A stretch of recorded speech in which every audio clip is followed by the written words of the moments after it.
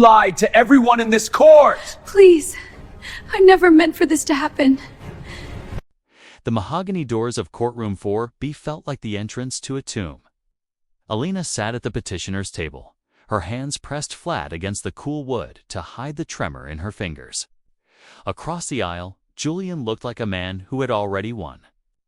His designer suit sharp enough to cut glass, and his expensive legal team whispering in his ear like a Greek chorus. He didn't look at her. He looked through her, as if she were a smudge on a window he intended to clean. Welcome, story lovers. Before we begin today's story, please take a moment to click like and let us know in the comments which city you are watching from. Your support truly means a lot. Representing yourself today, Elena. Julian's voice drifted over, smooth as silk and twice as deadly. He leaned back, a smirk dancing on his lips. I told you this would happen. You spent so long being a homemaker that you forgot how the real world works. You can negotiate with a shark when you even have a life jacket. Elena swallowed hard, the dry click in her throat sounding like a gunshot in the quiet room. The truth doesn't require a retainer, Julian. He let out a short, sharp bark of laughter that drew the attention of the court clerk. The truth is whatever the person with the best lawyer says it is. Look at you. No counsel, no strategy, no hope. You going to walk out of here with nothing but the clothes on your back and a very expensive lesson in humility. She looked down at her folder. It was thin, containing only the basic filing papers and a few handwritten notes. Julian's lead attorney, a man named Marcus Thorne, who was known for dismantling witnesses like clockwork, checked his watch with visible boredom. To them, this wasn't a divorce. It was a scheduled execution. They had spent months draining the joint accounts, moving assets to offshore holdings Elena couldn't even name, and ensuring that her reputation in their social circle was thoroughly salted. You had a choice, Elena, Julian whispered, leaning closer as the bailiff called the room to order. You could have taken the settlement I offered. It was enough for a quiet life in a small apartment. But you wanted to fight. For what? Dignity. Dignity doesn't pay the rent. I'm not fighting for money, Elena said, her voice barely a whisper. Good, Julian snapped. Because you won't be getting any. I've ensured that. By the time Thorne is done with you, you'll be lucky if the judge doesn't order you to pay me for the emotional distress of your incompetence. The judge, a formidable woman with iron gray hair, entered and took the bench. Case number 442B, Sterling versus Sterling. Are both parties ready to proceed? Petitioner is ready, Your Honor, Thorne announced, standing with practiced grace. Elena stood up, her knees weak. I'm ready, Your Honor. And where is your counsel, Mrs. Sterling? The judge asked, peering over her glasses. I don't have one yet, Your Honor. But nothing. Julian interrupted, his voice dripping with mock pity. She's stalling, Your Honor. My wife has a habit of waiting for miracles that never come. The heavy double doors at the back of the courtroom suddenly creaked open. A sharp, rhythmic clicking of heels echoed against the marble floor, cutting through Julian's laughter. Everyone turned. A tall woman in a midnight blue suit stood in the doorway, her presence so commanding that the air in the room seemed too thin. Julian's smirk didn't just fade. It vanished, replaced by a gray, sickly pallor. The miracle is here, Julian, the woman said, her voice a calm, freezing wind. And she's brought the receipts. The woman walking down the center aisle wasn't just a lawyer. She was a legend. Evelyn Vance moved with the predatory grace of someone who had never lost a battle because she only fought wars she had already won. As she reached the petitioner's table, she didn't look at the judge or the bailiff. She looked directly at Julian. The color didn't return to his face. Instead, he began to sweat. A fine sheen breaking out across his forehead that ruined the polished image he had cultivated all morning. Your Honor, Evelyn said, her voice resonant and perfectly pitched for the acoustics of the room. Evelyn Vance, appearing on behalf of the respondent, Elena Sterling. My apologies for the dramatic entrance. The traffic coming from the airport was quite restrictive. Julian's lawyer, Thorne, was on his feet instantly. Your Honor, this is highly irregular. Ms. Vance is not on the record for this case. Furthermore, my client was led to believe the respondent was unrepresented. Evelyn didn't even turn her head to acknowledge him. She began unpacking a slim, carbon fiber briefcase, placing a single gold-plated pen on the table. The record has been updated electronically, Mr. Thorne. I suggest you check your tablet before you lose your composure. It would be a shame to embarrass your client further.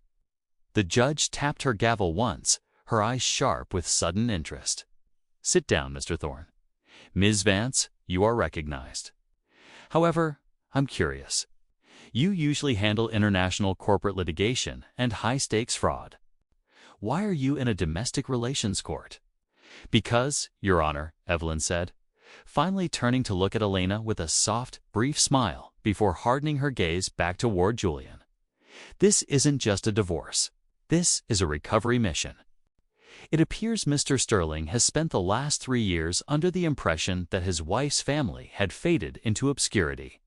He mistook silence for absence. Julian found his voice, though it sounded thin and cracked. Evelyn, what are you doing here? You haven't spoken to my wife in 15 years. You disowned her. I did no such thing, Evelyn replied coolly. I allowed my daughter to live the life she chose. I watched from a distance as she built a home with a man I knew was a parasite. I waited for her to realize it herself, because a Vance doesn't need to be rescued. Julian, we only need to be reminded of who we are. The room went silent. The realization hit Julian like a physical blow. Elena wasn't just a homemaker he had plucked from a quiet life. She was the sole heiress to the Vance estate, a fact he had banked on her forgetting after their elopement caused a rift with her formidable mother. Mother, Elena whispered, her voice finally steady. Don't apologize, Elena, Evelyn said, sitting down and smoothing her skirt. You wanted to see his true face.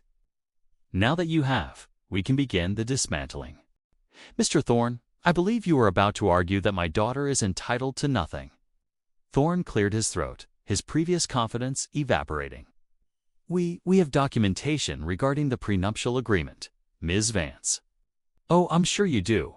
Evelyn smiled, and it was the most terrifying thing Elena had ever seen. But I have the documentation regarding the 3 shell companies Julian opened in the Cayman Islands using my daughter as forged signature. Shall we start there, or would you prefer to discuss the perjury first? Julian's hand moved instinctively to his tie, loosening it. The trap hadn't just closed. It had been built around him while he was busy mocking his wife's silence. The atmosphere in Courtroom 4B had shifted from a clinical legal proceeding to a pressurized chamber. Julian's legal team was huddled in a frantic, whispered conference. Their previous posture of bored superiority replaced by visible panic. Thorne was scrolling through his tablet so fast his thumb was a blur. His face darkening as he realized the electronic filings Evelyn Vance mentioned were indeed real, legal, and devastating. Your Honor, Thorne stammered, finally looking up. We need a recess. This new evidence, it's a clear case of professional ambush. We haven't had time to review these ambush.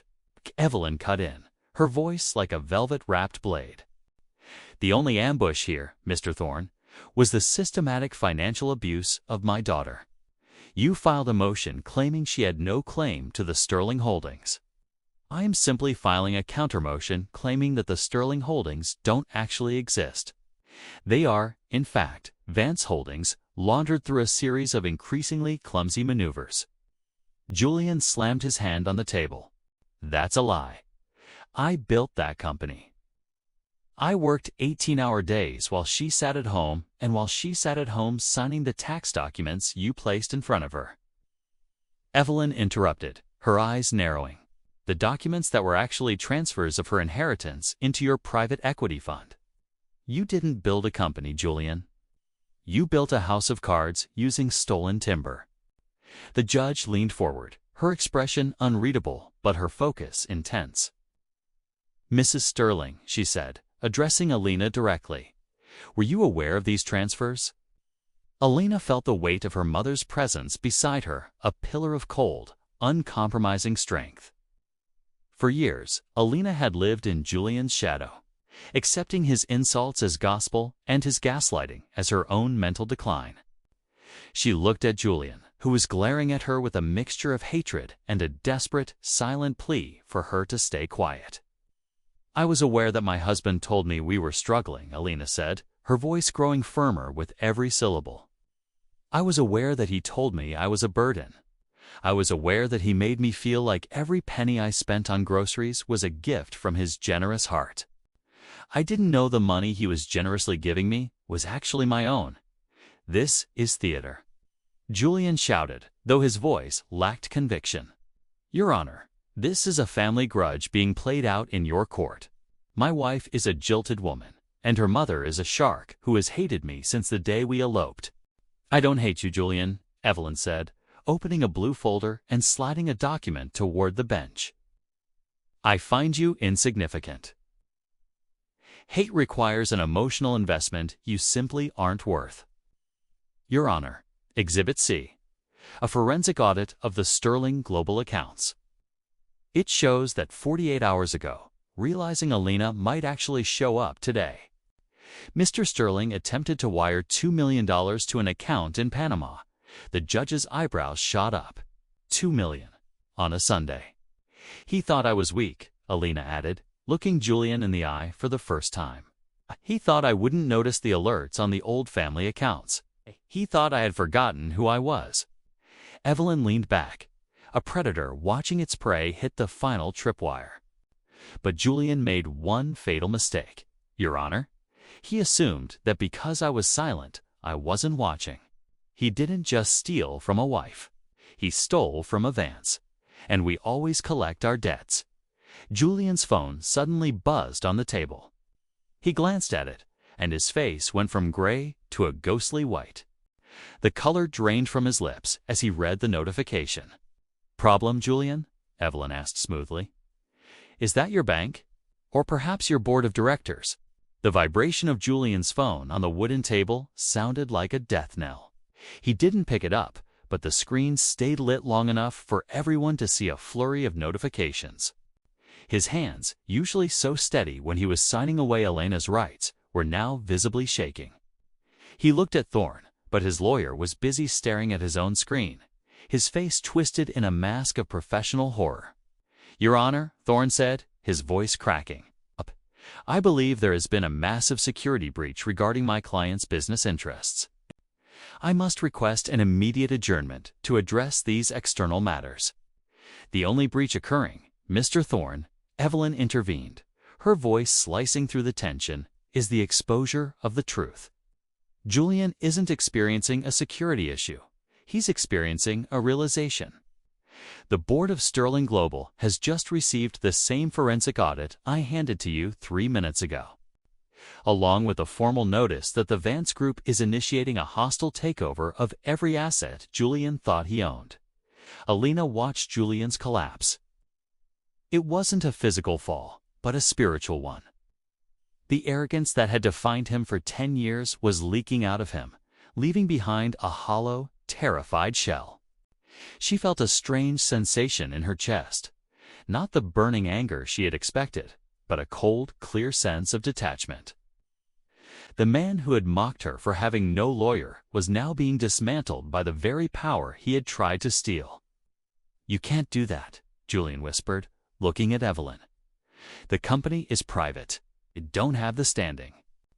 "I have the standing of the primary creditor," Evelyn replied. "You took out 3 massive loans last year to cover your gambling debts in the crypto market, Julian. You used Sterling Global as collateral.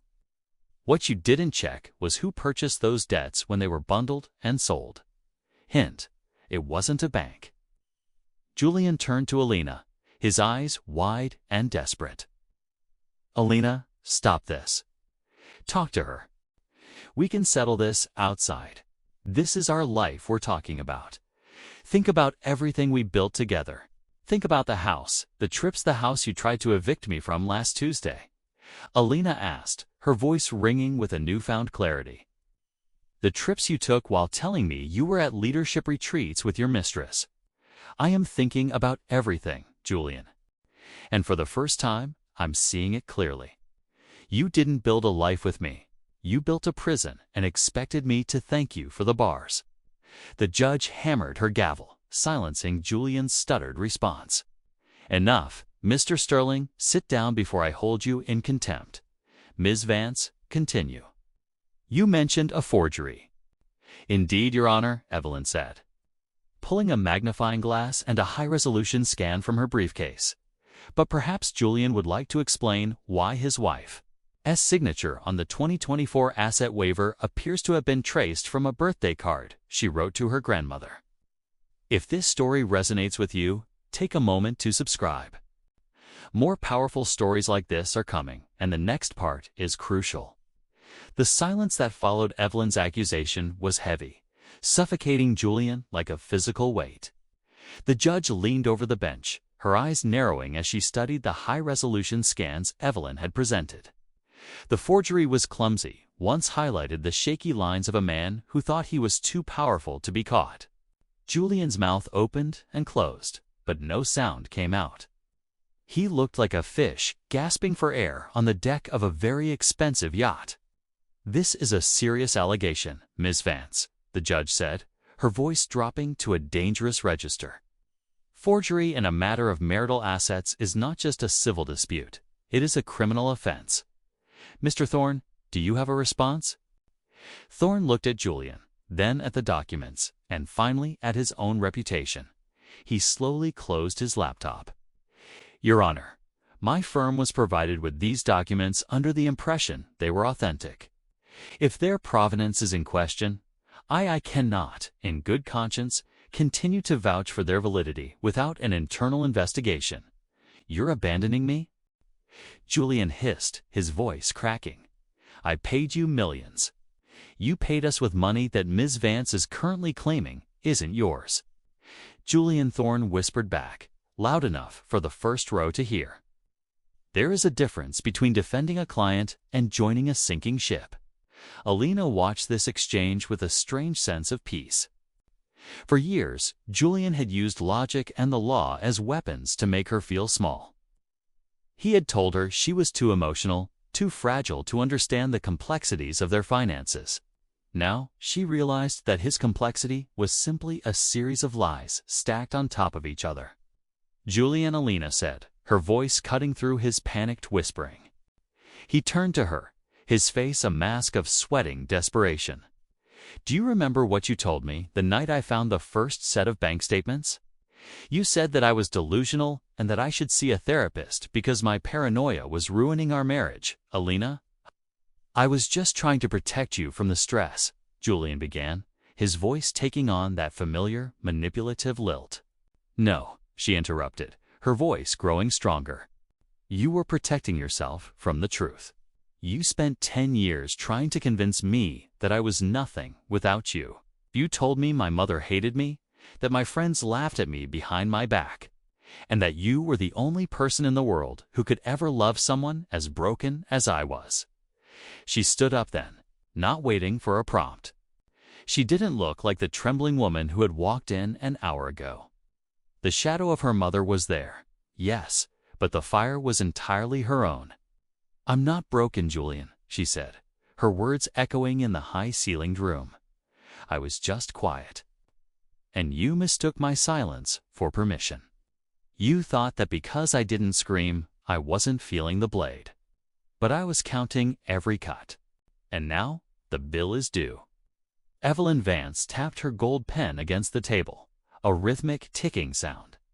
The total amount redirected through the forgery, Your Honor, exceeds $12 million. We aren't just asking for a divorce. You're asking for an immediate freeze on all Sterling assets and a referral to the district attorney. My office. Julian collapsed back into his chair, the leather groaning under his weight. The predator had finally realized he was in a cage. The judge didn't hesitate. in light of the evidence presented regarding potential criminal fraud and forgery. I am granting the motion to freeze all accounts associated with Sterling Global and Julian Sterling personally, effective immediately. The gavel struck the bench with a finality that made Julian flinch.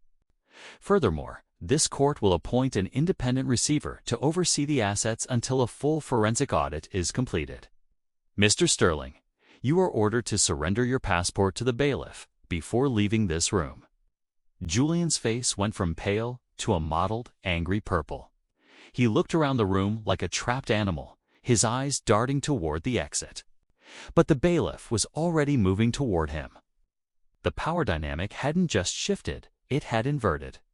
The man who had entered the court as a king was now being treated like a flight risk.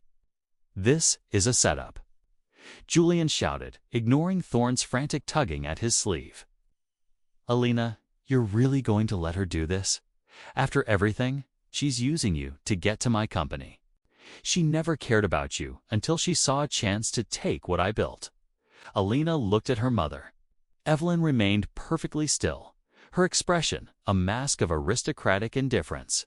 Then, Elena looked back at Julian. For a decade, that voice had controlled her heartbeat. His disapproval had felt like a death sentence. But now, hearing him scream, he sounded small. He sounded like a child throwing a tantrum because his stolen toys were being taken away. She didn't take anything, Julian, Elena said, her voice cool and steady. She just opened the door. I'm the one who walked through it. You keep talking about what you built, but you didn't build a company. You built a parasite. You lived off my family's legacy while telling me I was a charity case. I loved you. Julian cried out, a last-ditch effort at emotional manipulation. Elena felt a sharp pang of grief, not for the man standing before her, but for the girl she used to be, the one who would have believed him. No, Julian, you loved the access I gave you. You loved the way I made you look like a gentleman. But a gentleman does unforge his wife's name to steal her dead father's trust fund. Evelyn stood up then, adjusting the cuff of her jacket. The district attorney is already in the hallway. Julian, they've been briefed on the Cayman transfers. It turns out, when you use a Vance-owned server to hide stolen money, we tend to notice the digital footprint. The blood drained from Julian's face again. He hadn't just been caught. He had been outplayed on a board he didn't even know existed. He turned to Thorne, but his lawyer was already packing his bags, looking at Julian with a mixture of pity and professional disgust. I'm out, Julian, Thorne muttered. I don't represent forgers. Just as the bailiff reached Julian's side, a man in a dark suit entered the back of the courtroom and whispered something to the court clerk. The clerk's eyes widened, and she immediately passed a note to the judge. The judge read it, her face hardening into stone. Mr. Sterling, the judge said, her voice dropping to a whisper that carried more weight than a shout. It appears there has been a development regarding your private warehouse in the docks. A team is there now. Julian froze. The silence in the room was absolute. The word warehouse acted like a physical blow to Julian's solar plexus. He slumped into his chair, the defiance draining out of him so rapidly it was as if someone had pulled a plug. Elena watched him, her brow furrowed. She knew about the offshore accounts now, and she knew about the forgery. But the warehouse was a piece of the puzzle she hadn't anticipated. Your Honor, Evelyn said, stepping forward with the predatory grace of a closer. For years, Mr. Sterling has maintained a secure facility under a shell company named Symmetry Holdings. He told his wife it was for archived business records. In reality, it was a vault for the physical assets he was stripped from the Vance estate: art, jewelry, and heirloom silver that was reported stolen or lost during their various moves. Elena gasped, her hand flying to her mouth. The Degas, my father's watch collection. Everything he told you was gone, Elena, Evelyn said softly, her eyes never leaving Julian. Everything he used to make you feel like you were losing your mind, claiming you had misplaced family treasures because of your nerves. It's all there. Catalogued, insured in his name, and ready to be sold on the black market the moment this divorce was finalized. The betrayal felt new again, sharper and more jagged than the financial theft. This was psychological warfare. He hadn't just stolen her money, he had stolen her memories and her sanity, gaslighting her into believing she was incompetent so he could hoard her heritage in a dark room by the docks. Julian looked up, his eyes bloodshot. "I did it for us. To ensure we had a future if the markets crashed. You don't understand the pressure, Elena, the pressure of being a thief." Elena's voice was no longer a whisper. It was a lash. "You watched me cry for weeks when I thought I'd lost my father's watch. You held me while I apologized for being so forgetful. You suggested I go on medication for early-onset cognitive decline just to cover your tracks." The judge's gavel didn't just tap this time, it slammed. "Mr. Sterling, be quiet. I have heard enough. This is no longer a simple division of assets. This is a systematic criminal enterprise directed at a spouse." She turned to the man who had just entered. "Officer, you may proceed." The officer stepped forward, pulling a pair of handcuffs from his belt. The metallic clink echoed through the chamber, a sound of absolute finality. Thorne, Julian's now former lawyer, stepped back, physically distancing himself from the man who was no longer a client, but a liability. "Julian Sterling," the officer announced, "you are under arrest for grand larceny, forgery, and witness tampering." As the cuffs were ratcheted onto Julian's wrists, he looked at Elena one last time. There was no love in his eyes, only a flickering, impotent rage. "You're nothing without me," he spat. "You're just a shadow of your mother." Elena stood tall, her shoulders back, looking down at the man who had tried to shrink her world. "No, Julian," she said, her voice resonant and calm. "I am the one standing in the light. You're the one who's disappearing." The courtroom cleared slowly, the heavy air finally beginning to circulate. Julian had been led out in silence, his head bowed, the weight of the handcuffs seemingly heavier than the gold watches he had stolen. Thorne had vanished through a side exit, eager to distance his firm from the radioactive remains of the Sterling reputation. Elena remained at the petitioner's table, watching the dust motes dance in a stray beam of afternoon light. For the first time in a decade, the room didn't feel like it was closing in on her. Evelyn Vance began clicking her briefcase shut, the sound precise and rhythmic. She didn't offer a hug or a tearful reconciliation. That wasn't the Vance way. Instead, she stood and waited for Elena to meet her gaze. "You handled yourself well," Evelyn said. It was the highest praise she was capable of giving. "The warehouse recovery will take time, but my team is already on site. You'll have your father's things back by the end of the week." "Thank you, Mother," Elena said, standing up. Her legs felt strong, rooted to the floor. "But why today? You could have stopped him years ago. You knew about the shell companies." Evelyn paused, her hand resting on the mahogany table. "I could have stopped the theft, Elena, but I couldn't stop the surrender. If I had stepped in when you first married him, you would have blamed me for the rest of your life. You had to see the bottom of the pit before you were willing to climb out. I didn't bring you a lawyer today because you were weak.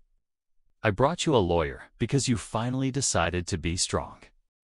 Elena nodded, a deep sense of understanding settling over her. The last 10 years hadn't been a waste. They had been a forge. The girl who had eloped for a phantom version of love was gone, replaced by a woman who knew the value of her own signature. They walked out of the courtroom together, the clicking of their heels synchronized. Outside, a swarm of reporters waited, tipped off by the sudden collapse of a local titan. Microphones were thrust forward, and cameras flashed like lightning. "Mrs. Sterling, does this mean the end of Sterling Global? Elena, how does it feel to be back with the Vance Group?"